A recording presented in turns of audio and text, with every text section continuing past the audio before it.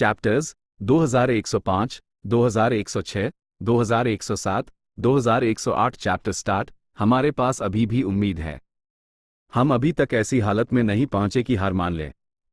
सही कहा, भले ही हमने अपने क्लान्स के ZY एडिटार एलीट गो इमॉर्टल्स को इकट्ठा कर लिया है, लेकिन हमने अभी तक अपनी असली इनहेरिटेंसेस उनके सामने रेफरेंस के लिए नहीं रखी हैं।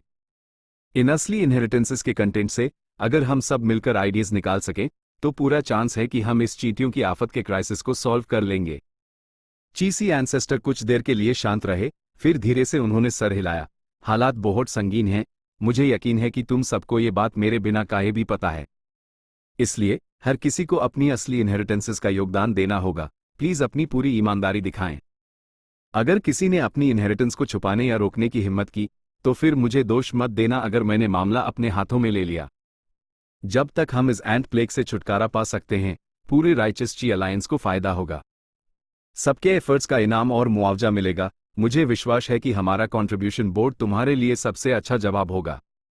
एंट प्लेग को खत्म करने के लिए सभी क्लान्स ने अपना अपना योगदान देना शुरू कर दिया। हुआ क्लैन ने अपनी स्नेक पॉइजन ची थ्रेड ट्रू इनहेरिटेंस निकली, नानगोंग क्लैन ने ग्रेट प्रोफाउंड ट्रू इनहेरिटेंस निकली, जी क्लैन ने रेमनेंट लीव्स ट्रू इनहेरिटेंस निकली, सू क्लैन ने बिग बेली ट्रू इनहेरिटेंस निकली। शुरू में भले हाई राइचस ची अलायंस के पास एक कंट्रीब्यूशन बोर्ड था, उस पर कुछ ही नाम थे। इससे पहले चीसी एंसेस्टर ने क्लान्स को आपस में इनहेरिटेंसेस और किलर मूव्स एक्सचेंज करने के लिए भी कहा था, लेकिन यह सब ऊपरी तौर पर आदान प्रदान था।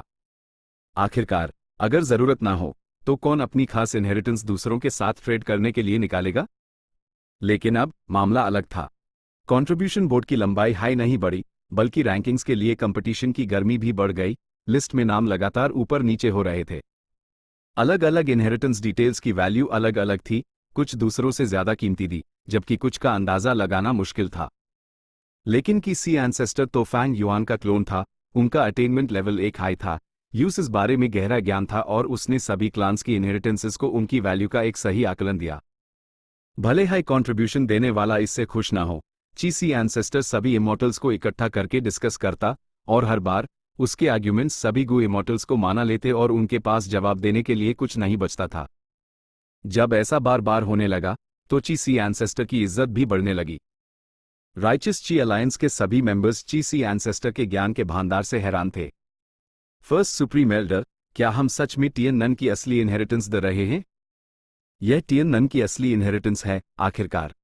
इस जमाने में असेंडिंग हेवन प्लेन हासिल करने और इस असली इनहेरिटेंस को पाने के लिए हमने कितनी मेहनत की थी और कितनी मुसीबतें झेली थी। सॉन्ग क्लैन के गू इमॉर्टल्स सॉन्ग ची युआन के पास गए, वो बहुत नाखुश थे। सॉन्ग ची युआन ने एक गहरी सांस ली और लाचारी से कहा, तुम्हें अभी की हालत दिखाई नहीं दे रहे क्या? ये हमारे कंट्रोल से बाहर हो चुका है। सब जानते हैं कि हमारे पास टियन नन की असली इनहेरिटेंस है, वो पहले ही बार बार हमसे इसे कंट्रीब्यूट करने के लिए कह चुके हैं।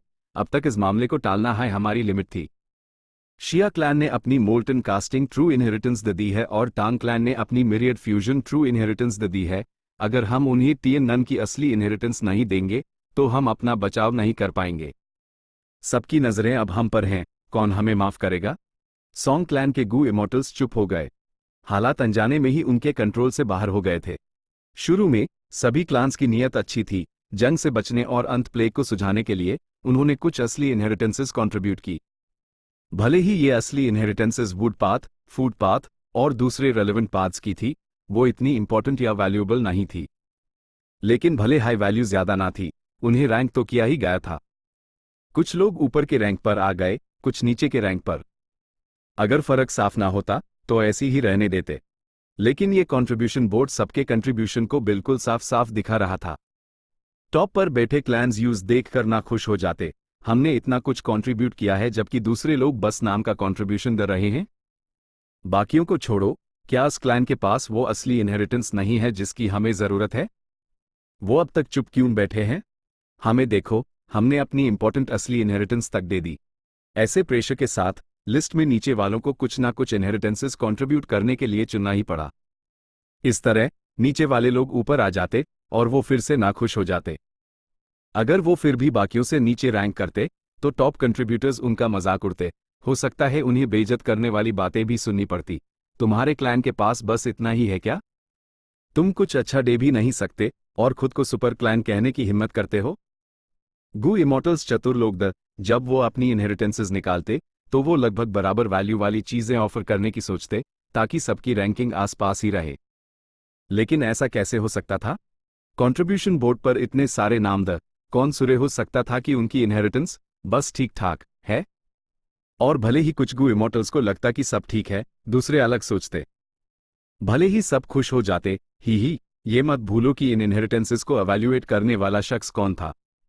चीसी एंसेस्टर इस एक्सचेंज को रेगुलेट करने का नाटक कर रहा था, लेकिन असल में वो चुपके चुपके उनके लिए मुसीबत खड़ी कर रहा था।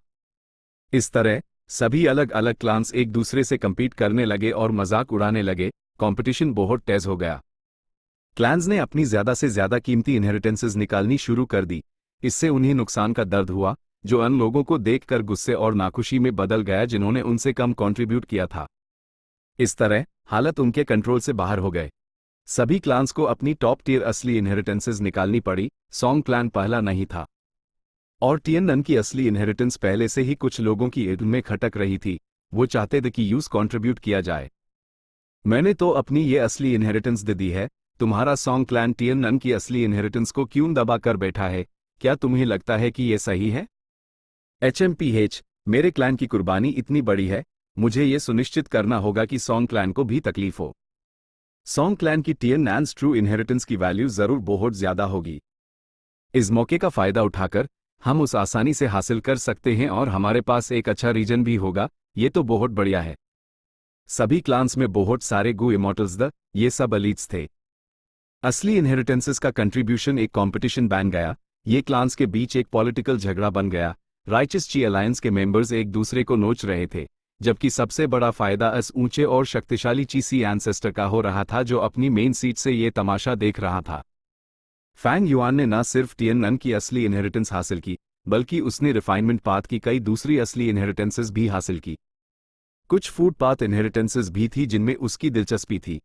बिना शक ईस्टर्न सी बहुत अमीर था। इन सुपर फोर्सेस की बुनियाद बहुत गहरी थी। उनके पास जरूर और भी बेहतर चीजें होंगी, लेकिन उनसे और मांगना समझदारी नहीं थी।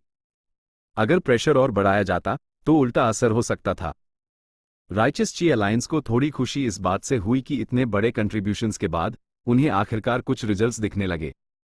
भले ही वो इस अजीब पॉइजनस एंट प्लेग से पूरी तरह छुटकारा नहीं पा सके, लेकिन अब उनके पास ऐसे तरीके थे जो उसके बढ़ने को रोक सकते थे। सबका मिलकर सोचना अब भी एक असरदार स्ट्रैटेजी थी। भले ही फैंग युआन का किलर मूव अनोखा था, लेकिन पूरे ईस्टर्न सी राइचस पाथ की कड़ी मेहनत से इसे सॉल्व करना बस वक्त की बात थी। एक किलर मूव का इस्तेमाल करके पूरे रीजन के राइचस पाथ को तबाह करना शुरू से ही नामुमकिन था। किलर मूव्स फिक्स्ड होते हैं, उनमें कमियां होती हैं, इसीलिए गू इमॉर्टल्स उन्हें इंप्रूव कर सकते हैं। फैंग युआन ने सोचा भी नहीं था कि यह काम करेगा। उसका असली मकसद रिफाइनमेंट पाथ इनहेरिटेंसेस हासिल करना था, बाकी सब कुछ एक एडेड बोनस था। वो रिफाइनमेंट पाथ के जरिए वेनरेबल बनना चाहता था। यूज वेनरेबल बनना ही था ताकि वो एक क्वालिटेटिव चेंज तक पहुंच सके जो यूज स्टार कॉन्स्टलेशन, जायंट सन और स्पेक्ट्रल सोल का मुकाबला करने की ताकत देगा। ऑफ कोर्स ऐसा नहीं था कि फैंग युआन इन इनहेरिटेंसेस को जबरदस्ती छीन नहीं सकता था। उसकी मौजूदा लड़ाई की ताकत पूरे ईस्टर्न सी राइचस पाथ से ज्यादा थी, लेकिन एफिशिएंसी बहुत कम थी। ये उनके अपनी मर्जी से कंट्रीब्यूशन देने की स्पीड से कैसे कंपेयर कर सकती थी?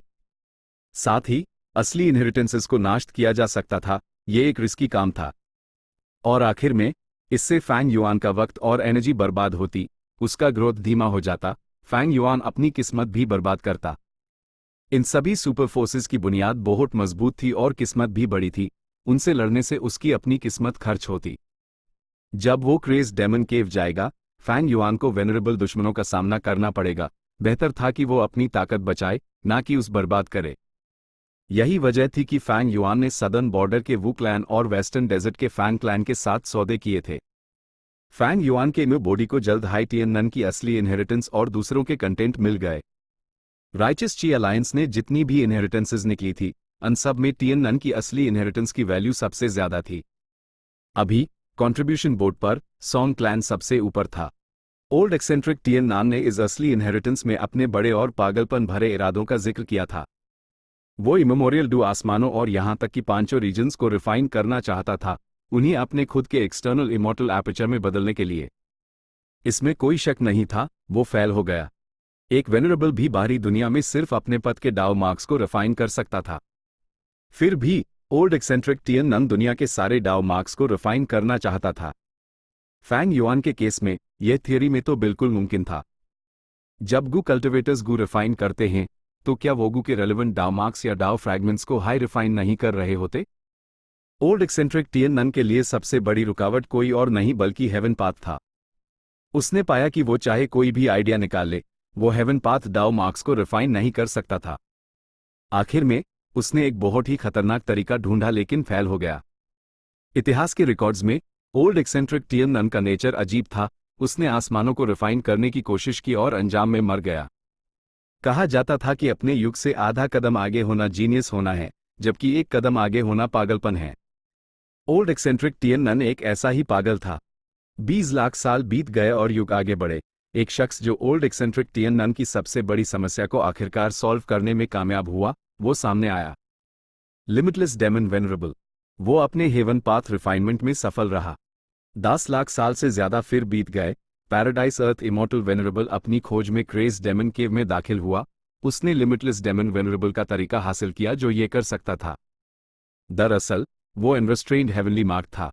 अनरिस्ट्रेन्ड हेवनली मार्क किलर मूव जो लू वे येन ने फैंग युआन को दिया था, उसका एक लंबा इतिहास था। यूज पैराडाइस अर्थ इमॉर्टल वेनरेबल ने नहीं बनाया था, पैराडाइस अर्थ ने बस यूज मॉडिफाई किया था। सोर्स लिमिटलेस था। और जिस बात ने फैंग युआन को हैरान किया वो ये थी कि इस टियन नन की असली इनहेरिटेंस में रेकलेस सेविज डेमन वेनरेबल के नोट्स थे। पता चला कि रेकलेस सेविज डेमन वेनरेबल ने भी असेंडिंग हेवन प्लेन में टियन नन की असली इनहेरिटेंस हासिल की थी। भले ही उसने असली इनहेरिटेंस की डिटेल्स जान ली थी, उसने उस नाश्त नहीं किया, उसने बल्कि उस आने वाली पीढ़ियों तक पहुंचाने के लिए और मजबूत बना दिया। अपने आखिरी सालों में रेकलेस सेविज डेमन वेनरेबल यहां लौटा और उसने टियन नन की असली इनहेरिटेंस में अपना खुद का रिफाइनमेंट पाथ का अनुभव जोड़ दिया।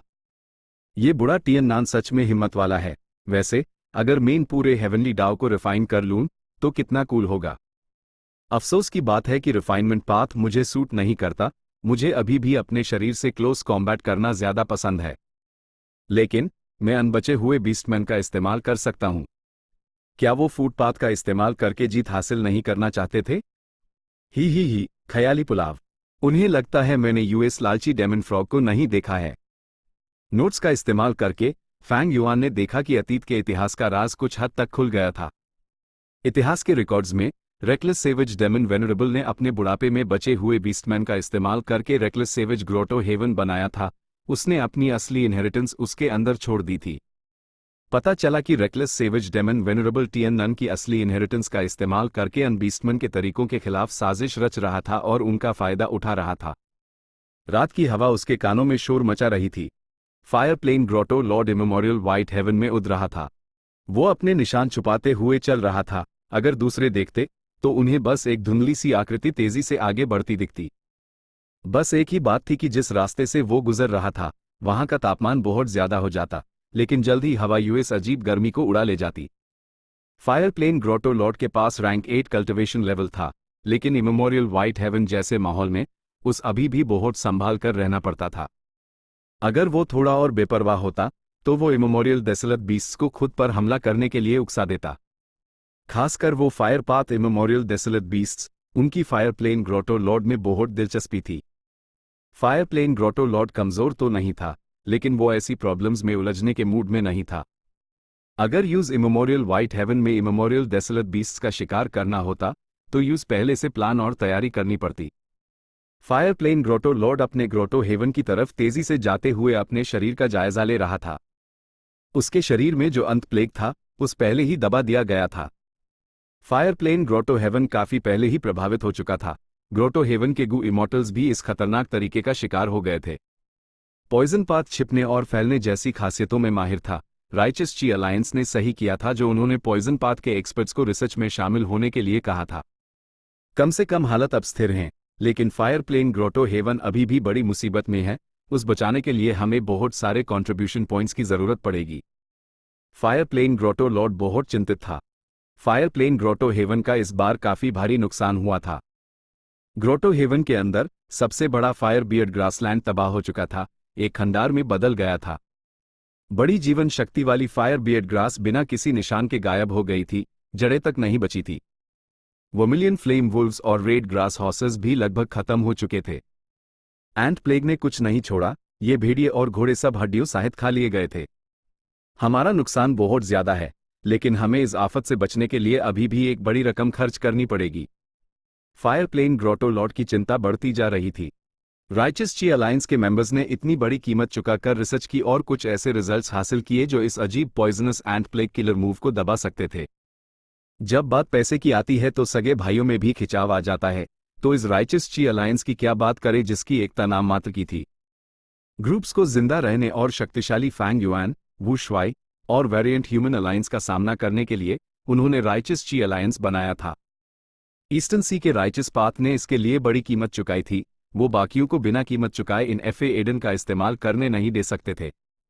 राइचस ची अलायंस के बनाए गए नियमों के मुताबिक फायर प्लेन ग्रोटो लॉर्ड को कंट्रीब्यूशन पॉइंट्स के बदले में एक बड़ी मात्रा में रिसोर्सेज या फिर हाई क्वालिटी ट्रू इनहेरिटेंसेस देनी थी, जिनका इस्तेमाल फायर प्लेन ग्रोटो हेवन को बचाने के लिए किया जा सकता था।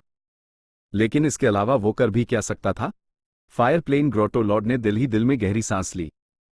वो वर्तमान और भविष्य को लेकर चिंताओं से घिरा हुआ था। ये तो अस राक्षस फैंग युआन का पहला कदम है। ये शायद सिर्फ एक टेस्ट है, लेकिन हमारे क्लैन को पहले ही काफी नुकसान हो चुका है।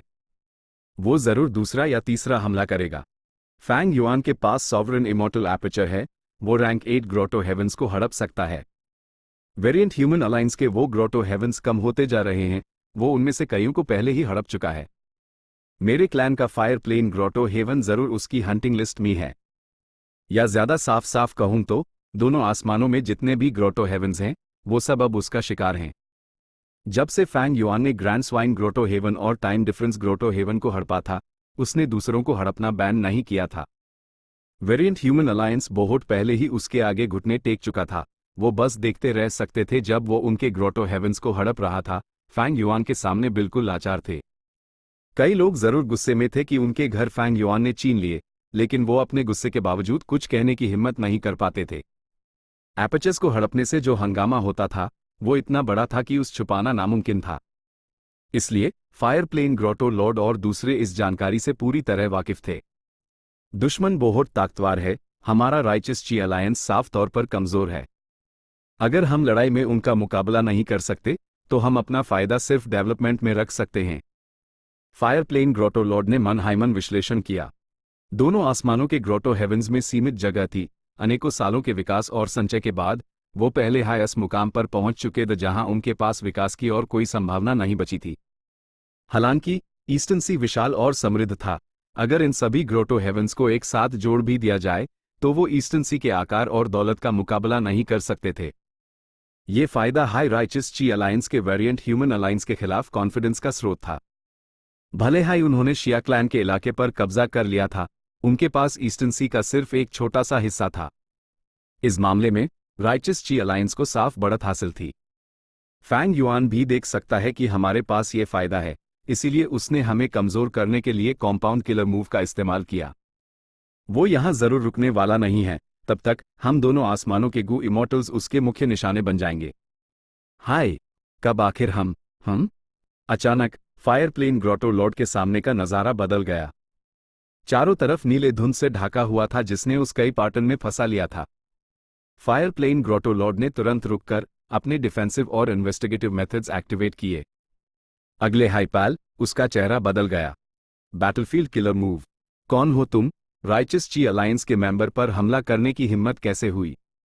बाहर आओ, रहस्यमयी बनने की कोशिश मत करो, फायर प्लेन ग्रोटो लॉर्ड चिल्लाया। लेकिन उस सिर्फ एक बच्चे की हंसी जैसी आवाज सुनाई दी। हंसी फायर प्लेन ग्रोटो लॉर्ड के चारों तरफ फैल गई, जिस वजह से ये रैंक 8 गू इमॉर्टल ये पता नहीं लगा पा रहा था कि आवाज कहां से आ रही है। अचानक एक बच्चे ने उस पर यूएस बड़े से नीले धुंध से बिना किसी चेतावनी के हमला कर दिया। उसने अपना मोटा सा छोटा हाथ बढ़ाया और तेजी से फायर प्लेन ग्रोटो लॉर्ड की पीठ पर झपटा मारा। फायर प्लेन ग्रोटो लॉर्ड ने पहले हाई एक इन्वेस्टिगेटिव किलर मूव इस्तेमाल कर लिया था, भले ही उसकी रंगे इस बैटलफील्ड किलर मूव के कारण आधी से भी कम हो गई थी। लेकिन यह फायर प्लेन ग्रोटो लॉर्ड के लिए इस बच्चे की हरकत का पता लगाने के लिए काफी था। हालांकि फायर प्लेन ग्रोटो लॉर्ड अब भी बहुत धीमा था, रहस्यमयी बच्चा कामयाब हो गया। फायर प्लेन ग्रोटोलॉर्ड ने कराते हुए असवार को झेला। बम। अगले हाइपैल फायर प्लेन ग्रोटोलॉर्ड ने एक जोरदार हमला किया और आग की चिंगारियां फूट पड़ी और यूएस रहस्यमयी बच्चे को वहीं पर मार डाला। बच्चा मर गया लेकिन वहां ना कोई खून था ना मांस, वो नीले धुंध के एक गुच्छे में बदल गया। ये रहस्यमयी बच्चा बैटलफील्ड से बना है, लेकिन शुक्र है हमला ज्यादा स्ट्रांग नहीं है। फिर भी मेरा डिफेंसिव किलर मूव इससे कमजोर हो गया है, उसकी आधी ताकत ही बची है। फायर प्लेन ग्रोटोलॉर्ड बेचैन और परेशान होने लगा। यूज इस बैटलफील्ड किलर मूव को जल्दी से तोड़ना था। अगर वो तोड़ नहीं सकता था तो यूज एक छेड़ बनाकर बाहरी दुनिया से मदद मांगनी थी। फायर प्लेन ग्रोटोलॉर्ड ने अपने तरीके इस्तेमाल करना शुरू कर दिए। उसने आसपास हमले किए और बैटलफील्ड तोड़ने की कोशिश की, लेकिन सब बेकार था। उसके तरीके भी असर हवा की तरह थे। आसपास का नीला धुंध अंतहीन और असीम था। समय समय पर नीले धुंध से रहस्यमयी बच्चे प्रकट होते। वो या तो लड़के होते या लड़कियां, उनकी इनी नीली थी। उन्होंने फायर प्लेन ग्रोटोलॉर्ड को घेर लिया और लगातार हमले करते रहे। फायर प्लेन ग्रोटोलॉर्ड साफ तौर पर उनके आने को महसूस कर सकता था, लेकिन वो उन्हें हमला करने से रोक नहीं पा रहा था। हर बार उस पर वार हो जाता था। ये विजडम पाथ का बैटलफील्ड लगता है। ये मेरे विचारों को प्रभावित कर रहा है, जिस वजह से मैं धीरे धीरे काम कर रहा हूं। मैं पहले से हमला करके बच्चों को रोक नहीं पा रहा हूं। जब फायर प्लेन ग्रोटोलॉर्ड सोच ही रहा था, उसका चेहरा अचानक बदल गया। उसने महसूस किया कि उसके इमॉर्टल एपर्चर से एक फायर पाथ इमॉर्टल गू बच्चों ने चुरा लिया था। फायर प्लेन ग्रोटोलॉर्ड ने जल्दी से यूएस बच्चे को नाश्त कर दिया, लेकिन आसपास का नीला धुंध उसकी तरफ बढ़ा और खुले में पड़े फायर पाथ इमॉर्टल गू को बहा ले गया। फायर प्लेन ग्रोटोलॉर्ड ने कुछ देर उसका पीछा किया, लेकिन कुछ नहीं मिला। ओह नहीं, यह थेफ्ट पाथ का बैटलफील्ड है। ये रहस्यमयी बच्चे हमला करते वक्त मेरे इमॉर्टल एपर्चर के इमॉर्टल गू चुरा सकते हैं। मैं यहां और नहीं रुक सकता, ये बहुत खतरनाक है। शुरू में फायर प्लेन ग्रोटोलॉर्ड को लगा कि भले हाई इन रहस्यमयी बच्चों से बचा नहीं जा सकता, वो ज्यादा ताकतवर नहीं थे, वो लंबे समय तक टिक सकता था। लेकिन अब फायर प्लेन ग्रोटोलॉर्ड गहरे सदमे में था। उसके रोंगटे खड़े हो गए थे। उसका चेहरा बहुत बिगड़ गया था। उसके दिल में एक निराशावादी अंदेशा था। यह थेफ्ट पाथ और विजडम पाथ का एक कॉम्पाउंड बैटलफील्ड है, या कम से कम इसमें ये दोनों पद जरूर शामिल हैं। मैंने ऐसे कॉम्पाउंड किलर मूव के बारे में पहले कभी नहीं सुना। अगर ये एक नया किलर मूव है तो इसका इस्तेमाल करने वाला शायद ही कोई और हो सकता है। फायर प्लेन ग्रोटोलॉर्ड के दिमाग में एक नाम आया। वो कांपने से खुद को रोक नहीं सका। सिर्फ इस नाम ने ही उस पसीने से तरबतर कर दिया था। वो चाहता था कि यह अंदेशा गलत हो, लेकिन अगले हाइपैल फैंग युआन की आकृति धीरे धीरे उभार आई। जिंदगी आखिर इतनी ही कठोर थी। Gu Yue Fang Yuan. Fire plane grotto lord ने एक तेज सांस ली। उसकी रीढ़ फटी की फटी रह गई जब वो हक्का बक्का होकर फैंग युआन को देख रहा था। ये दुनिया का नंबर 1 राक्षस था। वो मुस्कुरा रहा था और उसके सामने प्रकट हो रहा था। ये मेरा नया किलर मूव है, इसके बारे में क्या ख्याल है? फायर प्लेन ग्रोटोलॉर्ड चुपचाप अपने इमॉर्टल गू और फायर प्लेन ग्रोटो हेवन मुझे दे दूं तो शायद मैं तुम्हें सरेंडर करने का मौका दे दूं। फैंग युआन ने शांति से कहा। आसपास के नीले धुंध ने उसके शरीर को छुपा रखा था, जिससे उसकी मुस्कान और भी अजीब और डरावनी लग रही थी। यह battlefield killer move Fang Yuan की सबसे नई रचना थी। फैंग युआन ने बैटलफील्ड किलर मूव्स के क्षेत्र में कदम रखा था और परिणाम काफी अच्छे थे। इस किलर मूव में स्नीक अटैक इमॉर्टल गू को कोर के रूप में इस्तेमाल किया गया था। यह एक कॉम्पाउंड बैटलफील्ड किलर मूव था जिसमें wisdom path, theft path, refinement path, time path और दूसरे पाथ शामिल थे। चीसी एंसेस्टर से फायर प्लेन ग्रोटोलॉर्ड के रास्ते की जानकारी मिलने के बाद फैंग युआन ने यहां एक घाट लगाए और इस तरीके का इस्तेमाल अपने नए किलर मूव का असर टेस्ट करने के लिए किया। गु यू फैंग युआन, मैं तुम्हारा मुकाबला नहीं कर सकता। मुझे तुम्हारी रिक्वेस्ट पर सोचने दो। फायर प्लेन ग्रोटोलॉर्ड की आवाज बैठ गई थी जब उसने अपना सर झुका लिया। अगले हाइपैल एक जोर की आवाज के साथ फायर प्लेन ग्रोटोलॉर्ड के शरीर के चारों तरफ जलती हुई आग भड़क उठी। इमॉर्टल किलर मूव, क्रोधित लाल दिल की ज्वालाएं। फैंग युआन, आग के अंदर से फायर प्लेन ग्रोटोलॉर्ड चिल्लाया, मुझे मजबूर मत करो। बस एक सोच से मैं अपने इमॉर्टल एपर्चर के सारे गू वॉर्म्स और रिसोर्सेस को जला सकता हूं। मुझे जाने दो। मुझे एक रास्ता दो।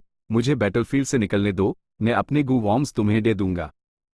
फायर प्लेन ग्रोटोलॉर्ड ने बिगड़े हुए चेहरे के साथ कहा। वो जानता था कि फैंग युआन क्रूर और बेरहम था। उसने जिंदा रहने के लिए इस धमकी का इस्तेमाल करने की कोशिश की। लेकिन फैंग युआन ठंडी सांस भर कर बोला, क्या तुम्हें लगता है मुझे अनचांद इमोर्टल गू की परवाह है? या तुम्हारे इमोर्टल एपर्चर के रिसोर्सेस की? ही जलाओ। हो सके तो अपना पूरा इमोर्टल एपर्चर जला डालो, तमाशा तो अच्छा होगा। फैंग युआन ने खुद कोई कार्रवाई नहीं की, वो अपने पीछे नीले धुंध में गायब हो गया। इसके बाद बड़ी संख्या में नीली ईंट वाले बच्चे कूदकर बाहर आए और लगातार फायर प्लेन ग्रोटो लॉर्ड पर हमला करने लगे। जब बच्चों ने उस पर हमला किया तो फायर प्लेन ग्रोटो लॉर्ड बेहद गुस्से और दुख में था। कुछ पाल सहन करने के बाद वो गुस्से में दहाड़ा जब उसके चारों तरफ आग फट गई। उसने असल में खुद को जलाकर राख कर दिया था। एक खुला हुआ इमोर्टल एपर्चर हवा में तैर रहा था। उसका प्रवेश द्वार खुला नहीं था, लेकिन वो आसपास की हेवन एंड अर्थ की को सोख रहा था। फैंग युआन ने यूज आसानी से पकड़ लिया। उसका immortal killer move immortal apertures को पकड़ और उनकी जगह बदल सकता था। यह ब्लेजिंग हेवन डीमनस के फायर हैंड किलर मूव से निकला था। ए फ्लैट। इस तरीके को फैंग युआन ने एक कॉम्पाउंड किलर मूव में बदल दिया था। इसकी ताकत बहुत बढ़ गई थी और असर चौंका देने वाला था। इसके बाद फैंग युआन ने कॉम्पाउंड बैटलफील्ड किलर मूव को बैंड किया और यूएस जगह से निकलने के लिए हेवन एंड अर्थ ट्रैवल का इस्तेमाल किया। जल्द ही इमोर्टल ऑरा लीक हो गया और आसपास के एंशिएंट डेसोलेट बीस्ट्स और इमेमोरियल डेसोलेट बीस्ट्स आकर्षित हो गए।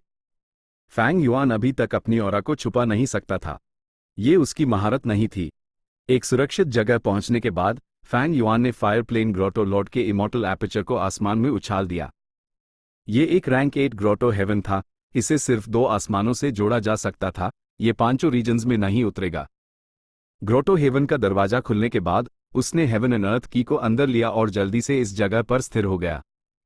लेकिन फैंग युआन अंदर नहीं गया। उसने सिर्फ अपने इमोर्टल एपर्चर के गू इमोर्टल्स को ग्रोटो हेवन को लूटने के लिए भेजा।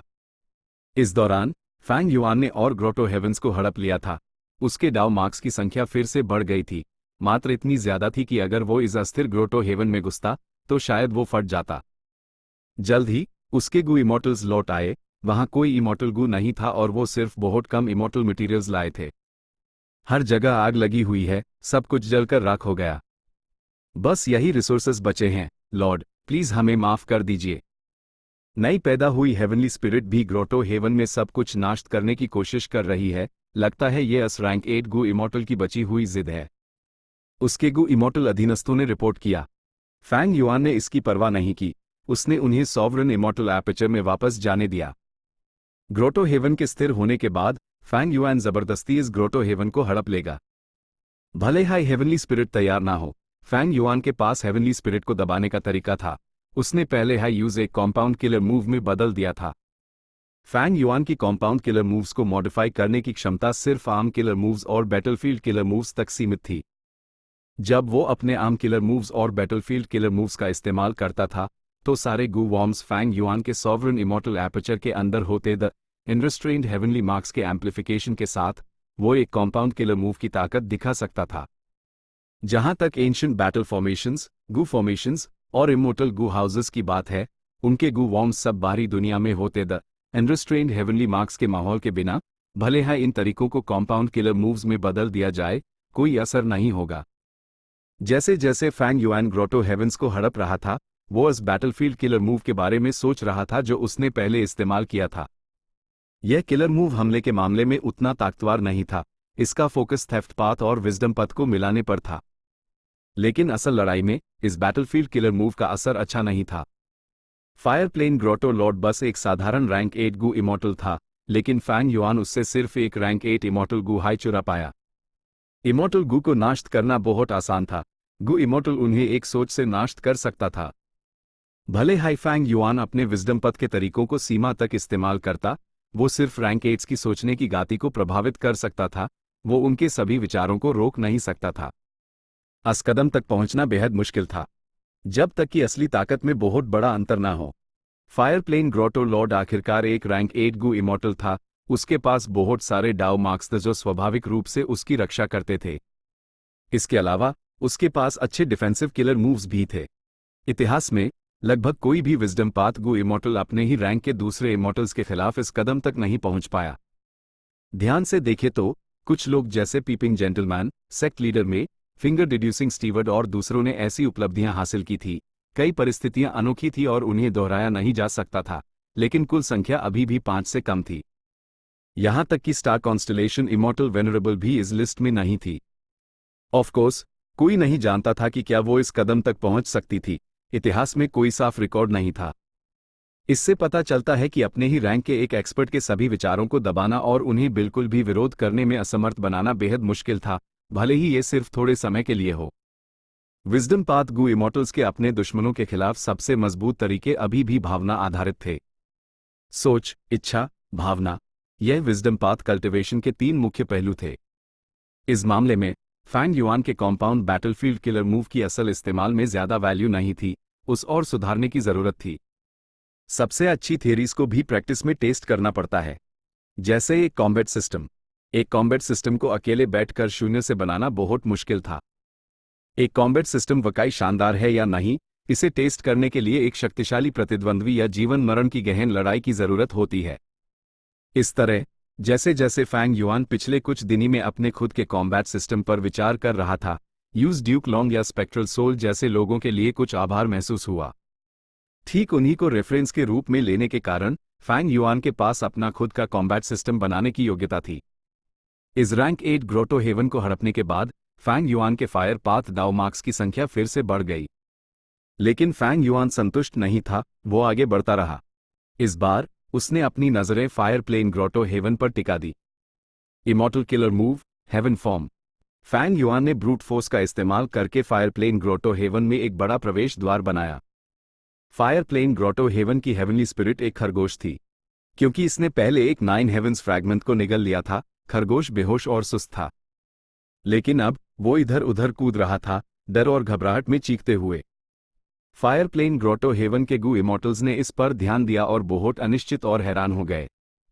हेवनली स्पिरिट उलझन में है, लेकिन पिछले ग्रोटो लॉर्ड्स ने killer move humanly flame smoke का इस्तेमाल करके उस दूसरे ग्रोटो हेवंस की हेवनली स्पिरिट्स की तुलना में थोड़ी साफ सोच दी है।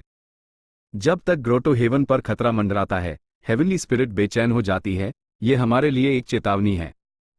जब अंत प्लेग हुआ था, हेवनली स्पिरिट पहले से ही चिंतित हो गई थी। ग्रोटो हेवन के इतिहास में कई और आपदाएं भी आई थी, जैसे कि जब इमेमोरियल डेसोलेट बीस्ट्स ने हमला किया या जब भयंकर आग लगी, हेवनली स्पिरिट बेचैन हो गई थी। लेकिन हमने हेवनली स्पिरिट को कभी इतने जोशीले मूड में नहीं देखा, उसकी आवाज भी गुर्राने से बैठ गई है। फायर प्लेन ग्रोटो हेवन के इमॉर्टल्स भी बढ़ती बेचैनी के साथ हेवनली स्पिरिट को देख रहे थे। हेवनली स्पिरिट तेजी से अनमाड़ी होती जा रही थी, उसका चेहरा डरा हुआ था और वो आसपास के खंभों पर अपना सर भी टकरा रही थी। दुर्भाग्य से हेवनली स्पिरिट एक असली खरगोश नहीं थी, वो इससे बेहोश नहीं होगी चाहे वो कितनी भी जोर से खंभे से टकराए। जाओ जांच करो। हमें एक नतीजा चाहिए, हमें जानना है कि खतरा क्या है। ये खतरा बहुत गंभीर है, ये हमारे फायर प्लेन ग्रोटो हेवन को बर्बादी के कागार पर ले जा सकता है। जल्दी से ग्रोटो लॉर्ड से संपर्क करो, सिर्फ वही इतने गंभीर मामले में फैसला ले सकते हैं। क्या अंत प्लेग और तेज होने वाला है? फायर प्लेन ग्रोटो हेवन के गु इमॉर्टल्स बहुत चिंतित वो जल्दी से हरकत में आ गए। ओ नहीं, ग्रोटो लॉर्ड का लाइफ टैबलेट गु और सोल लैंटन गु नाश्त हो गए हैं। क्या ये कैसे मुमकिन है? फायर प्लेन ग्रोटो हेवन के इमॉर्टल्स हक्के बाकी रह गए। इसके बाद उन्होंने आसमान में एक बड़ा छेड़ पाया। फैंग युआन ने बिना छिपे हेवन फॉर्म किलर मूव का इस्तेमाल किया, वो खुलेआम और शान से आया। अगर फायर प्लेन ग्रोटो लॉर्ड अभी भी जिंदा होता तो वो शायद पूरे ग्रोटो हेवन का इस्तेमाल करके फैंग युआन का कुछ देर तक मुकाबला कर सकता था जब तक कि मदद ना आ जाती। लेकिन अब वो मर चुका था। फैंग युआन, ये फैंग युआन है। छेड़ के पार उस शख्स को देखकर फायर प्लेन ग्रोटो हेवन के कई गु इमॉर्टल्स दुखी हो गए। ये राक्षस हमारे पास क्यों न आया? और भी गु इमॉर्टल्स डर से कांपते हुए पीले पड़ गए। ग्रोटो लॉर्ड मर चुके हैं, ये राक्षस फैंग युआन हाई शायद कातिल है। हम क्या करेंगे? सब लोग, हमने पहले हाई राइचस ची अलायंस से मदद मांगी है, अब समय आ गया है कि हम अपनी जान की बाजी लगाएं और जिंदा रहने के लिए लड़ें। ये हमारा घर है, वो जगह जहां हम पैदा हुए और बड़े हुए, हमारे दोस्त और परिवार सब यहां रहते हैं। हम भाग नहीं सकते। हम इस राक्षस को अपनी मातृभूमि को इस तरह निगलने नहीं दे सकते। अपनी शुरुआती घबराहट के बाद इमॉर्टल्स ने अपना हौसला इकट्ठा किया और फैंग युआन का मुकाबला करने के लिए एकजुट हो गए। अफसोस की बात है कि मैं अभी अंदर नहीं जा सकता। फैंग युआन ने अपनी ठुड्डी मलते हुए सोचा। हेवन फॉर्म से बने बड़े छेड़ को देखते हुए वो सिर्फ बाहर खड़ा रह सकता था। उसके पास बहुत ज्यादा डाव मार्क्स द, उसके अनुमान के मुताबिक यह fire plane grotto heaven use संभाल नहीं सकता था। जैसे हाईफैंग युआन अंदर जाता, डाउ मार्क्स के टकराव से इस छेड़ से अनगिनत दरारें फैल जाती, अंदर के फायर पाथ डाउ मार्क्स को आसपास खिसकने के लिए मजबूर होना पड़ता। ये देखकर कि गू इमोर्टल्स लड़ने के लिए तैयार द फैंग युआन ठंड से मुस्कुराया जब वो आसमान में उड़े और हेवन फॉर्म पर हमला किया। उसने अपना इमोर्टल एपर्चर खोला। लगभग अगले हाईपैल, फेरी मियाओयिन और लेडी व्हाइट रैबिट के नेतृत्व में गू इमोर्टल्स का एक ग्रुप सॉवरन इमोर्टल एपर्चर से बाहर निकला और फायर प्लेन ग्रोटो हेवन में घुस गया। दोनों तरफ के गू इमोर्टल्स के बीच घमसान युद्ध छिड़ गया। एक ही झटके में आग की लपटें उठी और बिजली चमकी। आकृतियां आसमान में इधर उधर उड़ रही थी, टकरा रही थी और अलग हो रही थी। झटके महसूस हो रहे थे। किलर मूव्स आतिशबाजी की तरह चलाए जा रहे थे। इस खूबसूरत नज़ारे के बीच कई गू इमोर्टल्स ने अपनी जान गंवा दी। इमोर्टल किलर मूव, अद्भुत हाथ, गहरा संगीत। फेरी मियाओयिन ने एक गुलाबी ड्रेस पहनी हुई थी। उसके 2 असली हाथ बर्फ की तरह सफेद दी, बाकी 6 पारदर्शी और गुलाबी दी, जो उसके किलर मूव से बने थे। गहरी आवाजें फैल गई, चारों दिशाओं में अपने आसपास हमला करते हुए। जैसे हाई फेरी मियाओयिन प्रकट हुई, उसने एक बड़ा बैटलफील्ड बनाया जिसने फायर प्लेन ग्रोटो हेवन के 3 रैंक 7 एक्सपर्ट्स को घेर लिया। कई राउंड्स के बाद तीनों रैंक 7 गू इमोर्टल्स दब गए और कमजोर पड़ गए। फेरी मियाओयिन ने इमोर्टल एसेंस खर्च करने की परवाह नहीं की। उसके इस वक्त के डेस्परेट रवैये का एक कारण था। यूज एक बार शैडो सेक्ट ने पकड़ लिया था। उनके साथ काम करना पड़ा और फेरीजी वे के लिए फैंग युआन के बारे में सुराग देने पड़े। उसके और लेडी व्हाइट रैबिट के बीच एक साफ अंतर था। फैंग युआन के पास लौटने के बाद वो जानती थी कि उस अपनी पिछली गलतियों की भरपाई करने के लिए अच्छा परफॉर्म करना होगा। फेरी मियाओयिन अच्छा परफॉर्म करना चाहती थी। दूसरे गू इमोर्टल्स के भी यही विचार थे। बिंग युआन ने स्नोमैन गू इमोर्टल्स का नेतृत्व किया। उसने ठंड की एक लहर भेजी जिसने दुश्मनों को जमा दिया। शी जोंग ने रॉकमैन गू इमोर्टल्स को निर्देश दिया जब उन्होंने एक साथ बड़ी संख्या में गिरते हुए उल्कापिंड चलाए, जिससे दुश्मनों को भारी नुकसान हुआ। इंकमन गू इमोर्टल मो टैनसंग एक की पाथ कल्टिवेटर था। उसने अपने हाथ हिलाए तो बड़ी मात्रा में की इकट्ठा होकर घूमने लगी। उसने हमला किया और एक बड़ा हंगामा मचा दिया, जिससे दुश्मन गू इमोर्टल्स अपनी फॉर्मेशन से बिखर गए। तुलनात्मक रूप से हेरी मैन गू इमोर्टल्स थोड़े कमजोर थे। आखिरकार hairy man Gu immortals ZYA डेटार रिफाइनमेंट पाथ कल्टिवेट करते थे, लेकिन इसके भी एपीवाद थे। गोल्डन फर इमोर्टल मोनार्क सुनहरे धागे जैसे बालों से ढाका हुआ था। जब उसने एक हथौड़ा पकड़कर आगे हमला किया, उसमें भयंकर शक्ति थी, जिससे दूसरों का भी हौसला बढ़ गया। स्ट्रेंज हेयर ग्रोटो लॉर्ड काले बालों से ढाका हुआ था। उसने अधूरे इमोर्टल गू हाउस ब्लैक एम्परर बिल्डिंग को एक्टिवेट किया और हर तरफ तबाही मचा दी। उसने पहले HI fire plane grotto heaven के एक गू इमोर्टल को मार दिया था। उनके गोल्डन हेयर ग्रोटो हेवन और स्ट्रेंज हेयर ग्रोटो हेवन को फैंग युआन ने हड़प लिया था, जो सॉवरन इमोर्टल एपर्चर का हिस्सा बन गए थे। जहां तक लन या सेक्ट के हेरी मैन गू इमोर्टल्स की बात है, सबसे अच्छा प्रदर्शन रैंक 6 गू इमोर्टल 12th हेयर का था। उसने दूसरे नंबर पर एंस्लेवमेंट पाथ कल्टिवेट किया था और कई डेसोलेट बीस्ट्स को कंट्रोल किया, जिससे काफी हंगामा हुआ। वहां मशरूमन गू इमोर्टल्स भी थे। भले हाई मशरूमन ब्लेस्ड लैंड को फैंग युआन ने अभी तक हड़पा नहीं था। इनमें से ज्यादातर मशरूम में पहले ही उसके सॉवरन इमोर्टल एपर्चर में शिफ्ट हो चुके थे। केशिन होंग उनके बीच सबसे शक्तिशाली गू इमोर्टल था। उसके पॉइजन पथ के तरीके कमाल के थे। ज्यादा वक्त नहीं लगा और फायर प्लेन ग्रोटो हेवन हर तरफ से हारने लगा। न सिर्फ उनकी संख्या फैंग युआन के अधीनस्थों के मुकाबले कम थी, बल्कि जब रैंक 7 आपस में लड़ रहे थे, तब भी फैंग युआन के अधीनस्थ ज्यादा मजबूत थे। जैसे हाई फैंग युआन के अधीनस्थों ने हमला किया, उन्होंने फायर प्लेन ग्रोटो हेवन के कई और गू इमोर्टल्स को मार गिराया। आखिर में बचे हुए गू इमोर्टल्स का हौसला टूट गया। वो सरेंडर करना चाहते थे, लेकिन फैंग युआन ने बिना परवाह किए उन्हें मारने का ऑर्डर दे दिया। इसके बाद उन्होंने बैटलफील्ड साफ किया। फायर प्लेन ग्रोटो हेवन मुख्य रूप से फायर पाथ कल्टिवेट करता था। ZYA डेटार इमोर्टल मटीरियल्स भी फायर पाथ के थे। भले ही कुछ अंत प्लेग के कारण नाश हो गए थे, क्योंकि ग्रोटो हेवन के गू इमोर्टल्स ने मटीरियल्स को बचाने की पूरी कोशिश की थी। अभी भी बड़ी मात्रा में कीमती रिसोर्सेज बचे हुए थे। जैसे कि वहां 28 चारकोल झीलें थीं, जो पूरे फायर प्लेन ग्रोटो हेवन में फैली हुई थी। हर चारकोल झील की लोकेशन बहुत सूझबूझ से कैलकुलेट की गई थी। उन्हें वहां रखने के बड़े फायदे थे। फैंग युआन ने एक बार अपनी खुद की चारकोल झील बनाई थी, लेकिन वो फायर प्लेन ग्रोटो हेवन की किसी भी एक चारकोल झील से कमतर थी। यह चारकोल झीलें खुद ब खुद उत्पादन करती थी, खासकर झीलों की गहराई में। बड़ी मात्रा में इमॉर्टल मटेरियल फायर चारकोल पैदा होता था। चारकोल झीलों के अलावा फायर प्लेन ग्रोटो हेवन में एक विशाल जंगल भी था। फायर डेट जंगल। फैंग युआन ने कुछ ancient desolate plant giant disaster blazing trees भी ढूंढे। इस प्रकार का पेड़ दहकती हुई आग से ढका हुआ था, कोई भी चीज उसके पास नहीं जा सकती थी। और भी प्रभावशाली बात यह थी कि ये जायंट डिजास्टर ब्लेजिंग ट्री उसके पास आने वाले किसी भी जीव के लिए बदकिस्मती लाता था। ये एक इमॉर्टल मटेरियल था जिसमें फायरपथ और लकपात दोनों थे। फैंग युआन के अधीनस्थों के दोनों आसमानों के ग्रोटो हेवन्स में कम से कम कुछ मात्रा में लकपात immortal materials the fire plane grotto heaven भी इसका अपवाद नहीं था, उसमें भी लकपात मटेरियल्स थे। इनके अलावा फैंग युआन को बड़ी मात्रा में आग की लपटें भी मिली। सबसे बड़ी मात्रा डेट फ्लेम की थी। ये आग सिंदूरी लाल रंग की थी, ये एक गुच्छे में कंडेंस थी और आग उसके अंदर अच्छी तरह छिपी हुई थी। भले ही ये एक इमॉर्टल मटेरियल था, एक साधारण इंसान भी इसे अपने हाथों में बिना जलकर राख हुए पकड़ सकता था। डेट फ्लेम के अलावा Phoenix song flame, black lantern blind fire, elephant tusk flame, Firefly flame, flying flame, dragon snake dancing flame और अन्य भी थे।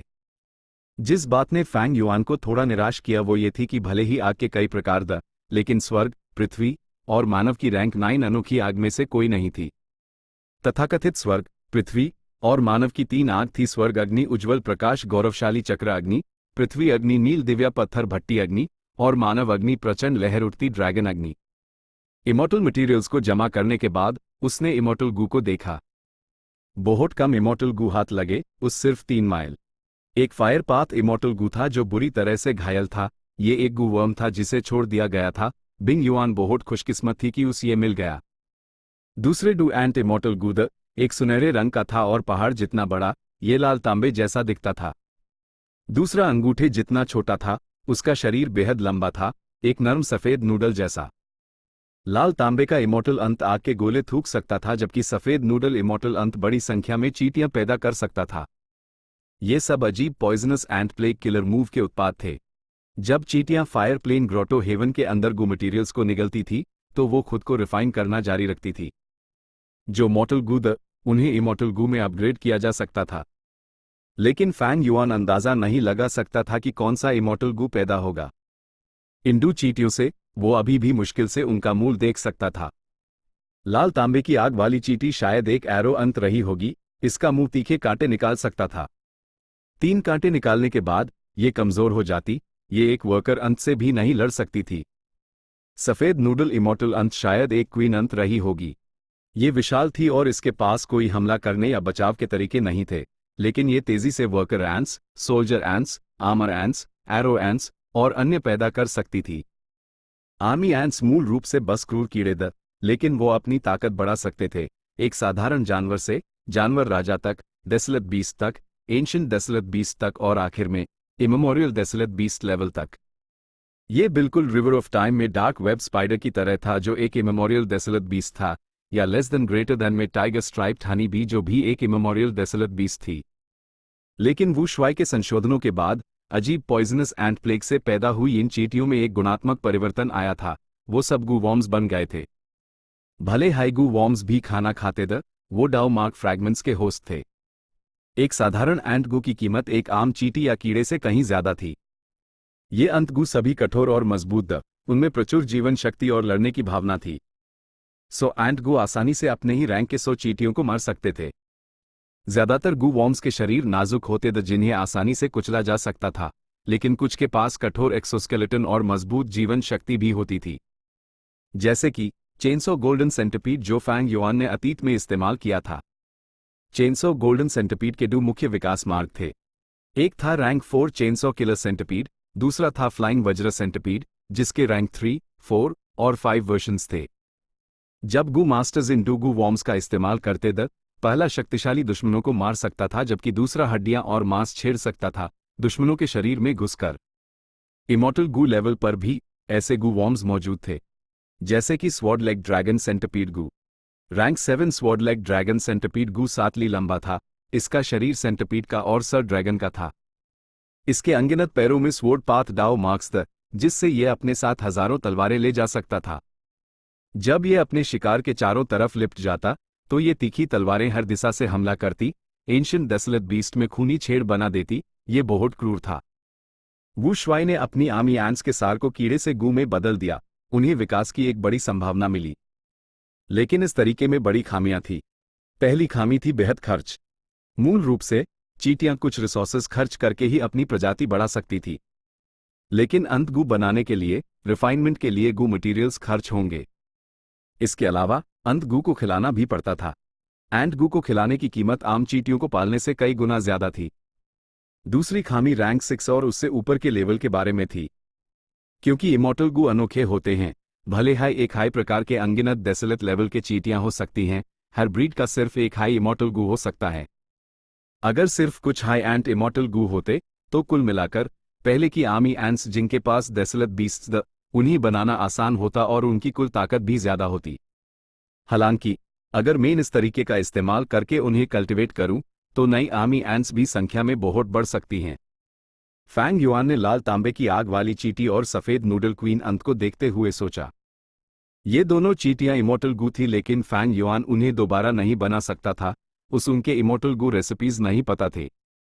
ये अंत गू फायर प्लेन ग्रोटो हेवन में गू मटेरियल्स और इमॉर्टल मटेरियल्स को निगलने के बाद सफलतापूर्वक असेंड हुए थे।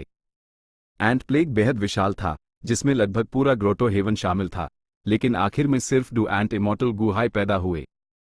किलर मूव लिंगरिंग पॉइजनस एंट प्लेग में रिफाइनमेंट पाथ की गहराई थी। ये वर्तमान दुनिया की हेरी मैन नेचर गू रिफाइनमेंट टेक्निक के शिखर पर खड़ा था। नेचर गू रिफाइनमेंट टेक्निक गू को रिफाइन करने और सफलता दर को बहुत बढ़ाने के लिए बाहरी दुनिया के प्राकृतिक डाउ मार्क्स का इस्तेमाल करती थी। जिस पल फैंग युआन ने लिंगरिंग पॉइजनस एंट प्लेग बनाया, नेचर गू रिफाइनमेंट टेक्निक में उसकी उपलब्धि पहले ही हर पहलू में लॉन्ग हेयर एंसेस्टर को पार कर चुकी थी। ये चींटियां खुद को रिफाइन और असेंड कर सकती थी। ये सिर्फ बाहरी दुनिया के गू मटेरियल्स के कारण नहीं था। सबसे महत्वपूर्ण, फैंग युआन अपने खुद के अनरिस्ट्रेन्ड हेवनली मार्क्स खर्च कर रहा था। लॉन्ग हेयर एंसेस्टर के पास आखिरकार कोई अनरिस्ट्रेन्ड हेवनली मार्क्स नहीं थे। लिंगरिंग पॉइजनस एंट प्लेग का इस्तेमाल करके मैं बड़ी संख्या में अंत इमॉर्टल गू पाल सकता हूं। जब तक मेरे पास बड़ी संख्या में अंत गू हैं, अगर मैं बहुत सारे रिसोर्सेज खर्च करूं तो मेरे पास लगातार अंत इमॉर्टल गू पैदा होते रहेंगे। भले ही इमॉर्टल गू अनोखे हैं, रेड कॉपर फायर एंट हासिल करने के बाद मैं अभी भी रेड कॉपर वाटर एंट या येलो गोल्ड फायर अंत जैसे अंत गू पैदा कर सकता हूं। बस थोड़े से अंतर के साथ इमॉर्टल गू को अभी भी अनोखा माना जाएगा। फैंग युआन ने अपना निष्कर्ष निकला। उसने महसूस किया कि इसमें मुख्य बड़ा इमॉर्टल गू की अनोखता नहीं बल्कि जरूरी रिसोर्सेज थे। इस तरीके से अंत इमॉर्टल गू को पालने में खर्चा बहुत ज्यादा था। डू rank 6 immortal gu, red copper fire अंत और व्हाइट नूडल क्वीन अंत को रिफाइन करने में फायर प्लेन ग्रोटो हेवन से इतने रिसोर्सेज लगे, जो साधारण रूप से 10 से ज्यादा रैंक 7 इमॉर्टल गू रिफाइन करने के लिए काफी थे। रिसोर्सेज के इस्तेमाल की एफिशिएंसी बहुत कम थी। इमॉर्टल मटेरियल्स और इमॉर्टल गू के अलावा फायर प्लेन ग्रोटो हेवन को गिराने से कुछ गू कल्टिवेशन इनहेरिटेंसेस भी हासिल हुई। सबसे कीमती थी फायर प्लेन ट्रू इनहेरिटेंस। भले ही फैंग युआन ने इसे फायर प्लेन ग्रोटो लॉर्ड से नहीं लिया, इसकी original copy fire plane grotto heaven में थी। फायर प्लेन ट्रू इनहेरिटेंस एक UCHCH गुणवत्ता वाली फायर पाथ ट्रू इनहेरिटेंस थी।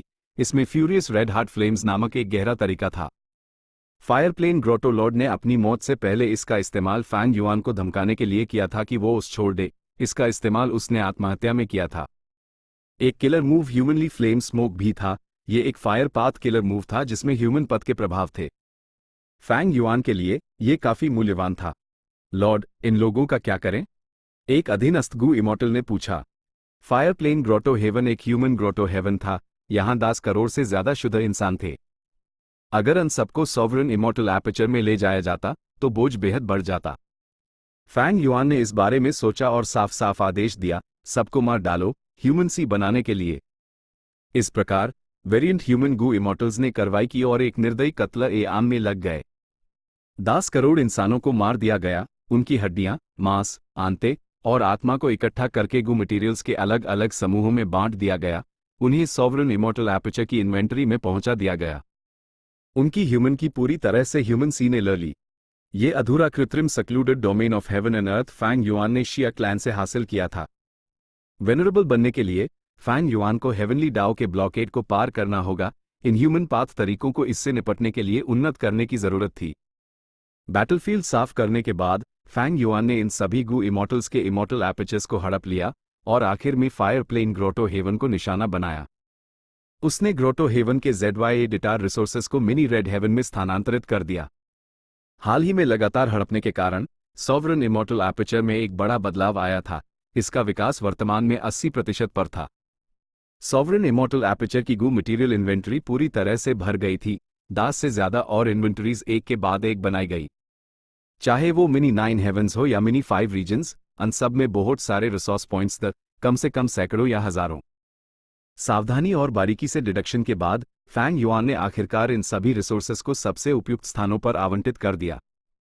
मिनी रेड हेवन भी लगभग भर गया है। सॉवरन इमॉर्टल एपर्चर ऐप भरा भरा सा लगता है। फैंग युआन ने दिल ही दिल में सांस ली। यूज लगा कि वो हाल ही में एक भूखे मोटे आदमी जैसा हो गया है। उसने थोड़े ही समय में बहुत ज्यादा खा लिया था। वो इसे ठीक से पचा नहीं पा रहा था। आमतौर पर गू इमॉर्टल्स एक हाई पाथ कल्टिवेट करते हैं। उनके इमॉर्टल एपर्चर का माहौल काफी सरल और प्रबंधित करने में आसान होता है। ज्यादातर गू इमॉर्टल्स के पास बड़ा इमॉर्टल एपर्चर नहीं होता। सिर्फ स्पेस पाथ गू इमॉर्टल्स के पास सबसे बड़े इमॉर्टल एपर्चर्स होते हैं। फैंग युआन, हालांकि, अलग था। वो सभी पाथ्स कल्टिवेट करता था। उसके इमॉर्टल एपर्चर का माहौल बहुत जटिल था। लगभग हर प्रकार के रिसोर्सेज अंदर उगाए जा सकते थे। साथ ही उसका सॉवरन इमॉर्टल एपर्चर सबसे बड़ा और अभूतपूर्व एपर्चर भी था। एक वेनरेबल का ग्रोटो हेवन भी शायद इतना बड़ा ना हो। इस प्रकार इस विकास के दौरान यूज बहुत सी चीजों पर विचार करना था। Chapter and.